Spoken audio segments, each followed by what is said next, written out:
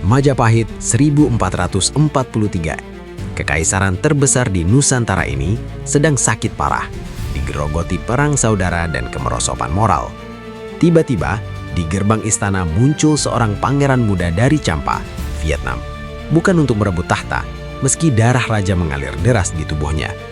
Ia datang membawa obat yang pahit namun menyembuhkan. Siapakah sosok ningrat yang menolak kemewahan ini? Dialah Raden Rahmat, keponakan Ratu Kencana Wungu, istri Prabu Brawijaya V. Statusnya adalah VIP, tamu negara kelas 1. Namun ia menolak tinggal di lingkungan istana yang penuh intrik dan pesta pora.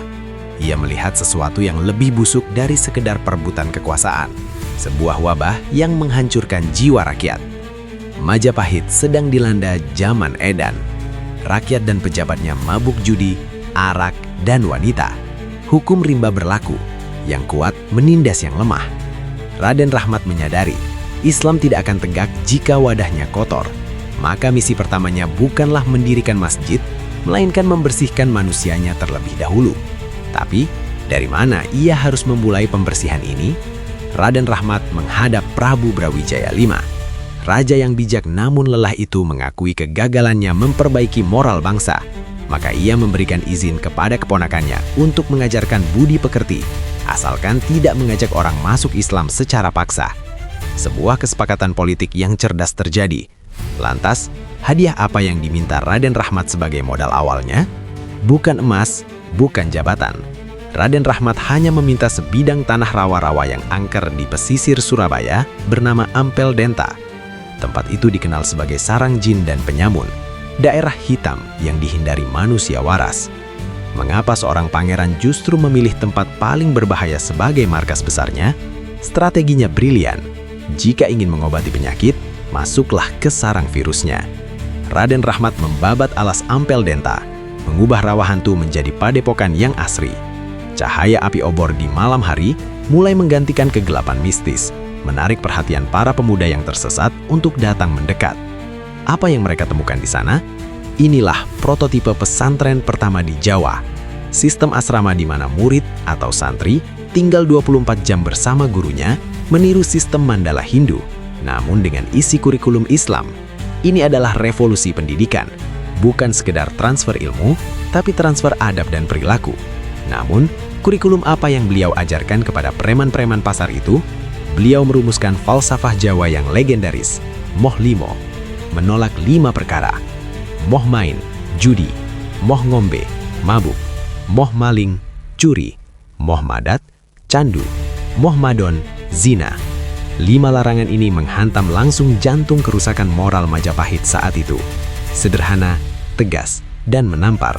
Tapi, apakah rakyat mau menerimanya? Efeknya seperti bola salju. Preman yang tobat menjadi keamanan kampung. Pemabuk yang sadar menjadi petani rajin. Ampel Denta berubah menjadi zona aman di tengah kekacauan negara, membuat banyak adipati atau bupati mulai melirik sistem pendidikan Raden Rahmat. Pengaruhnya mulai merembes ke lingkaran elit politik, dan ini membuat sebagian pejabat korup merasa terancam. Untuk memperkuat posisinya, Raden Rahmat menikahi Nyai Ageng Manila, putri Bupati Tuban yang berkuasa.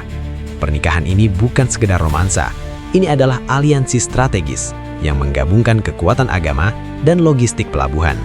Dengan dukungan Tuban, jalur dakwah semakin terbuka lebar. Kini, Raden Rahmat bukan lagi pendatang, ia adalah kekuatan politik baru. Rakyat mulai memanggilnya Sunan Ampel. Kata Sunan dari Susuhunan, yang dijunjung, dan Ampel dari nama wilayahnya. Ia menjadi raja tanpa mahkota di Surabaya. Titahnya lebih didengar daripada titah pejabat kerajaan. Tapi Sunan Ampel sadar, ia tidak akan hidup selamanya. Ia butuh penerus yang lebih hebat darinya. Berbeda dengan Sunan Gresik yang single fighter, Sunan Ampel adalah manajer tim. Ia tidak ingin menjadi pemain tunggal. Ia mendirikan pabrik wali.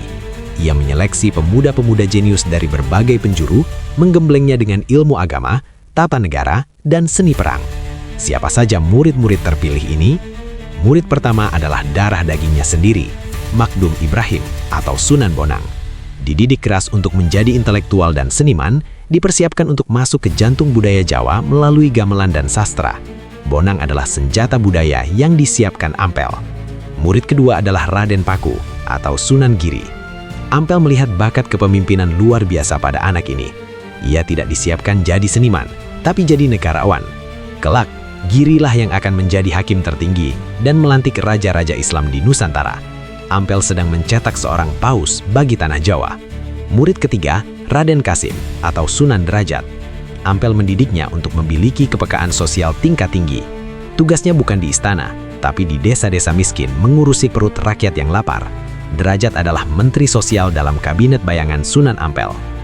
Namun senjata pamungkasnya adalah Raden Patah, putra kandung Prabu Brawijaya sendiri yang berguru padanya. Sunan Ampel tidak menyuruhnya memberontak, tapi mempersiapkannya untuk mengambil alih estafet kekuasaan saat Majapahit runtuh secara alami nanti.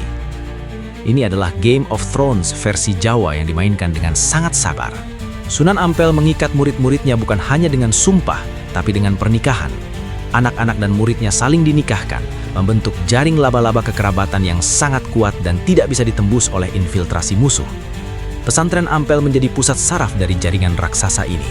Meski pasukannya kuat, Sunan Ampel melarang keras kekerasan. Jangan serang tradisi Hindu secara frontal, tapi warnai dengan nilai Islam. Filosofi ini mencegah pertumpahan darah yang tidak perlu. Sebuah kedewasaan politik yang luar biasa. 1421 Masehi, Masjid Ampel didirikan dengan tiang-tiang jati utuh yang konon memiliki karomah. Masjid ini bukan hanya tempat sholat, tapi tempat musyawarah para wali, Dewan Wali Songo, untuk memutuskan nasib Pulau Jawa.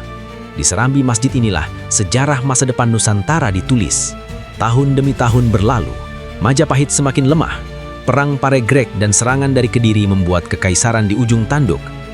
Di saat genting inilah, Sunan Ampel memainkan peran kuncinya sebagai penasehat spiritual yang dihormati kawan maupun lawan. Ketika situasi semakin kacau, Sunan Ampel mengeluarkan fatwa, pertahankan Islam, lindungi rakyat, tapi jangan menyerang istana Majapahit, karena itu adalah simbol orang tua, bapak. Hormat kepada orang tua atau raja tetap dijunjung tinggi, meskipun berbeda keyakinan. Etika tingkat dewa ini yang membuat Islam disegani para bangsawan Hindu. Di serambi Masjid Ampel, sejarah mencatat pertemuan besar pertama para penyebar Islam. Sunan Ampel duduk sebagai ketua, mengatur pembagian wilayah dakwah, peta dakwah Wali Songo. Jawa dibagi menjadi zona-zona strategis, setiap murid dikirim ke pos masing-masing. Operasi besar dimulai. Sunan Ampel memerintahkan Raden Patah untuk membuka hutan Gelagah Wangi, Demak, ke arah barat. Ia memprediksi pusat kekuasaan akan bergeser dari pedalaman, Majapahit, ke pesisir, Demak. Visi geopolitik ini terbukti 100% akurat di kemudian hari. Ampel adalah futuris di zamannya. Hingga kini, tersimpan naskah-naskah kuno pegon tulisan tangan Sunan Ampel yang berisi ajaran tasawuf dan fikih. Beliau mengajarkan Islam yang seimbang, syariatnya ketat, moh limo, tapi hakikatnya dalam, tidak kering, tapi juga tidak melenceng. Keseimbangan inilah kunci Islam bisa diterima lidah Jawa. Tahun 1481 Masehi, sang arsitek merasa tugasnya sudah selesai. Fondasi sudah kokoh, pilar-pilar, muridnya sudah berdiri tegak. Di saat-saat terakhirnya, beliau mengumpulkan semua anak dan muridnya. Wasiat terakhirnya bukan tentang harta, tapi jangan pernah putus silaturahmi dan jangan biarkan api Islam padam di tangan kalian. Sunan Ampel wafat dengan tenang di rakaat terakhir pengabdiannya. Surabaya berduka, Majapahit kehilangan putra terbaiknya. Jasadnya dimakamkan di sebelah barat Masjid Ampel, tempat yang dulu adalah rawa-rawa angker, kini menjadi tanah paling suci di Surabaya. Kawasan Ampel berkembang menjadi kampung Arab yang unik, melting pot budaya Jawa, Arab, Cina, dan Madura yang hidup rukun. Ini adalah miniatur masyarakat Madani yang diimpikan Sunan Ampel, keberagaman yang dipersatukan oleh iman. Warisan sosial ini masih hidup dan berdenyut hingga detik ini. Sumur Ampel yang beliau gali konon tidak pernah kering meski kemarau panjang. Airnya dipercaya membawa berkah. Tapi karomah terbesar beliau bukanlah air itu, tapi miliaran santri yang lahir dari rahim sistem pendidikan yang beliau ciptakan. Setiap pesantren di Jawa hari ini, sanad keilmuannya pasti bermuara pada Sunan Ampel. Sang Grandmaster telah pergi. Kursi kepemimpinan Dewan Wali kini kosong. Siapakah yang pantas menggantikannya? Apakah putranya yang seniman, Sunan Bonang, atau murid cerdasnya yang negarawan, Sunan Giri? Perebutan pengaruh ideologis mulai terjadi. Di episode selanjutnya, kita akan menyaksikan benturan cara dakwah yang paling epik dalam sejarah Wali Songo. Islam Putihan, Giri, versus Islam Abangan, Bonang atau Kalijaga. Bagaimana musik dan wayang menjadi senjata pemusnah massal kekufuran? Simak kelanjutannya di part 3. sang seniman Allah.